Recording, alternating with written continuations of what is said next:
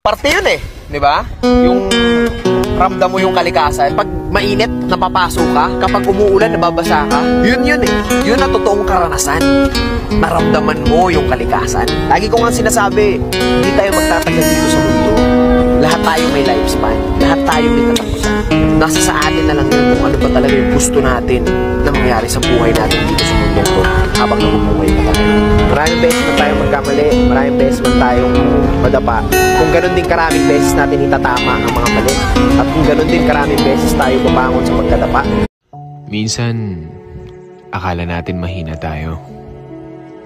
Mahina ka ba talaga o hindi mo lang naiisip na hindi, matapang ka, malakas ka?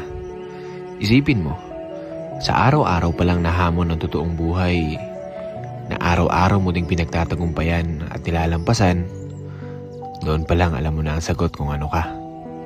Sundalo ka. Sundalo ka ng totoong buhay. Lahat tayo ay may patagong laban na patagong pinapanalo.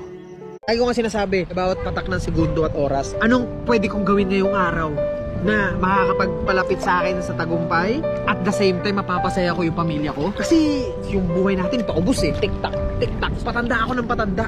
Pawala ako ng pawala. Totoo yung sinasabi nilang you only live once. Proven na yun. Nabuhay tayo, naging bata tayo, naging 20s tayo, 30s, 40s, 50s, 60s, 70s, and then 80s. Swerte ka na kung aabot ka ng 90 and then babalik na tayo sa lupa. Basic eh. So, ano yung gagawin mo sa time frame na yun? Yun yung tanong sa isipan ko noon. Para sa akin, simple lang. Tuparin mo yung pangarap na talagang gusto mo. Sabi nga nila, hindi mo malalaman kung hindi mo susubukan. Ano lang yan eh, sugal-sugal lang yan eh, di ba? Kung lagi kang takot sumugal sa isang bagay dahil takot kang mawalan, mauubos at mauubos yung meron ka. Pag takot kang isugal yung meron ka, hindi ka rin magkakaroon. Hindi ka nga nawalan, hindi ka rin magkakaroon. Kung ano lang yung meron ka, uubusin mo na lang yun. Yung takot ka na sumubok na mas mapag-grow pa yung bagay na meron ka. Yung desisyon natin ngayong araw, yun yung magiging buhay natin bukas. Kung nasaan ako ngayon, kung nasaan ka ngayon, desisyon mo yan kahapon. So, kung magdidesisyon tayo ngayon ng magandang desisyon, malaki ang posibilidad na meron din tayong magandang buhay bukas. Kung ano man yung buhay na pangarap mo, basta lagi lang diretso yung pananaw mo at huwag ka magpapa-apekto sa sasabihin ng mga nasa paligid mo. Kasi kahit anong gawin mo, meron at merong masasabi. Kung maba ka sa buhay,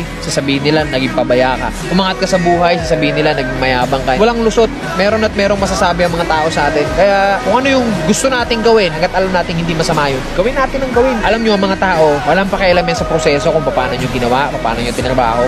Mukhang ewan ka talaga para sa mga yan sa umpisa. Ang gustong makita lang ng mga tao palagi, yung finished product. Ano yung narating mo dyan? As long as di mo napapabayaan yung pamilya mo, yung sarili mo,